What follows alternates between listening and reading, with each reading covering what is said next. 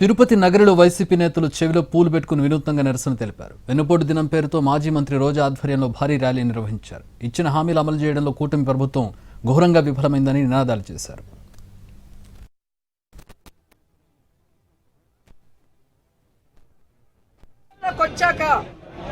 సంవత్సర కాలం అవుతున్నా ప్రజలకు ఇచ్చిన హామీలని నెరవేర్చకుండా ఈరోజు రెడ్ బుక్ రాజ్యాంగం అంటూ కక్ష సాధింపు చర్యలకు మాత్రమే వాళ్ళు ఏ విధంగా కన్ఫైన్ అవటమే కాకుండా ఈ రాష్ట్రాన్ని దాచుకుంటూ ఇంకా ఈ రాష్ట్రాన్ని అప్పుల్లో ముంచేస్తుంటే ఈ రాష్ట్రాన్ని కాపాడుకోవాలి, ఈ రాష్ట్ర ప్రజలకి అండగా ఉండాల్సిన బాధ్యత ప్రజా పార్టీ అయిన వైఎస్ఆర్ కాంగ్రెస్ పార్టీకి ఉంది. కాబట్టి ప్రజల తరఫున ఈరోజు ఏదైతే ఈ కూటమి ప్రభుత్వం ప్రజలకి వెన్నుపోటు పొడిచి సంవత్సరం అవుతుందో ఈ జూన్ 4ని వెన్నుపోటు దినంగా మా నాయకుడు జగన్మోహన్ రెడ్డి గారు అనౌన్స్ చేయడమే కాకుండా ఈరోజు రాష్ట్ర వ్యాప్తంగా ప్రజలకి అండగా ర్యాలీలు చేసి అఫీషియల్స్ కి మెమరాండం ఇచ్చి అది ప్రభుత్వానికి అందజేసి వాళ్ళు ఇచ్చిన హామీలని వాళ్ళ మేనిఫెస్టోని నెరవేర్చి